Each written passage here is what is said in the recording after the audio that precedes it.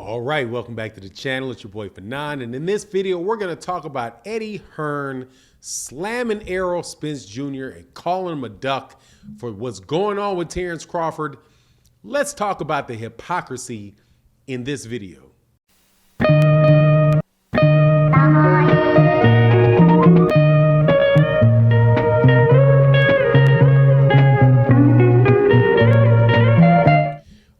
Welcome back to the channel. It's your boy Fanon.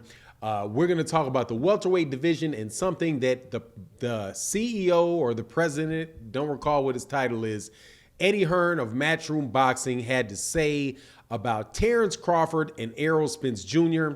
In short, he puts all the blame on Errol Spence Jr. for the fight not happening, but at the same time tosses Terence Crawford under the bus.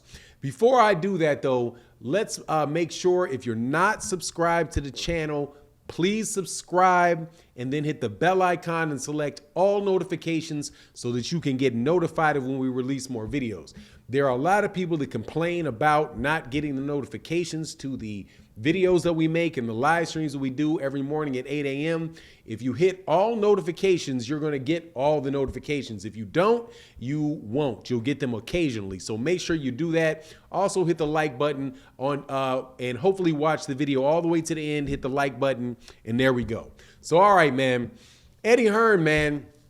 Eddie Hearn never has a good word to say about the PBC, and today is no different.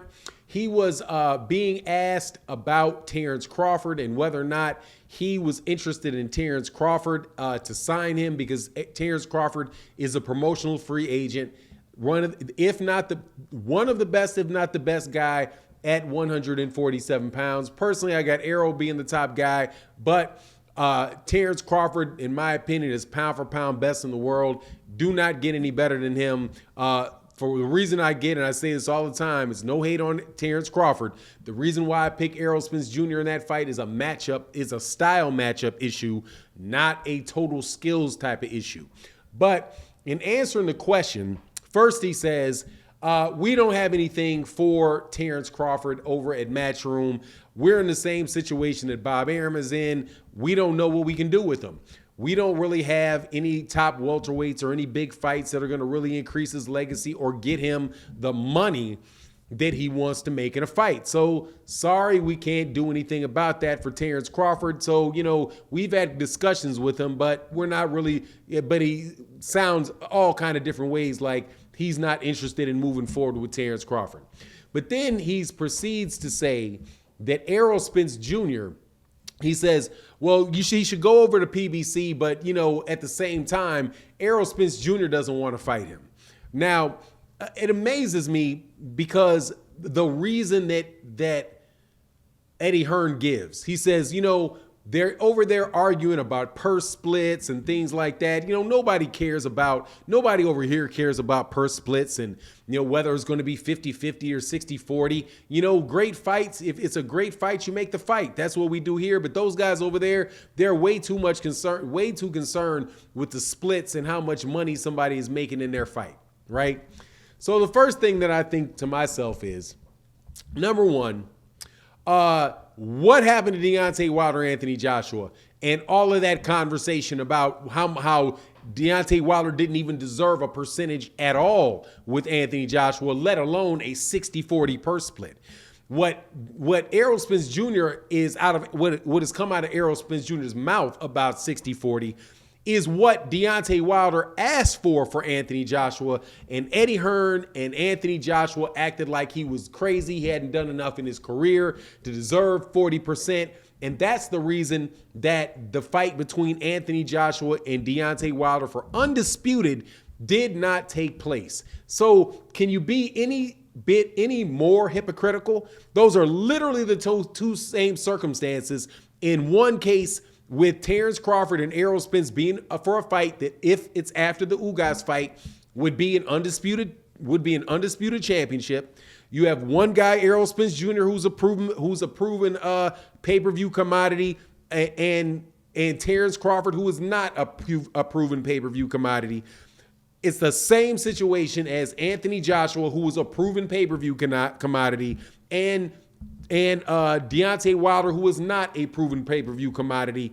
But at least with Deontay Wilder, he didn't prove that he couldn't sell any pay-per-views, right? He just had not been on pay-per-view at the time. With Terence Crawford, it's an affirmative. It is known that he does not sell well in pay-per-views. So over here with Eddie Hearn, when he's talking about his guy Anthony Joshua, percentages are everything. In fact, when they turn around and try to make him an offer for it after a lot of pressure,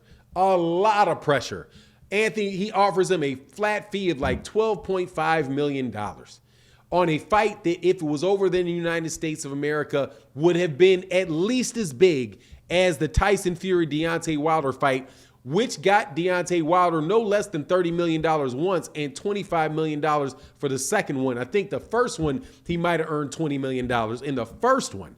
So they wanted him to get paid $8 million less than he wound up making fighting Tyson Fury. If he had fought Anthony Joshua and had a trilogy with Anthony Joshua, that thing could have it would have been a much bigger fight than Tyson Fury's fight with Deontay Wilder. But that's what they offered him. That's what they offered Deontay Wilder. So just a little bit of hypocrisy there, man. Eddie Hearn does not miss an opportunity to take a shot at the PBC and honestly, really, I think he may be sitting on a little bit of sour grapes, seeing as Errol Spence Jr. went over there and took one of those belts, the IBF, up off of Kell Brook, right? So, I just don't. I'm not gonna say I don't understand. I understand what Eddie Hearn does, man. Eddie Hearn is going to say whatever he needs to say for the moment, and he's going to say what he has to say to diminish the value of other people's fighters. He does it all. He does it all the time. And Bob Arum does it all the time when he's talking about the value of a fighter that is not working with him. Those guys aren't going to sell. Their pay-per-views aren't going to sell. There's not as much interest in it as the other promoter is saying. So they just spend their time talking down on other promoters and other organizations' fighters. So in one fell swoop with Terence Crawford, he basically says, we can't do anything with Terence Crawford. People lose money on Terence Crawford.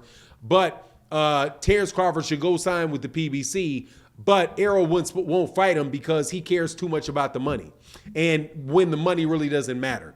Well, you can't pay him the money, Eddie. Bob was losing money on him. You don't have the money and don't have the fights for him. But the PBC is supposed to overpay him for the fights. Otherwise, they're doing something crazy. Even though that's exactly what he did and Matchroom did with Deontay Wilder, with the Deontay Wilder fight.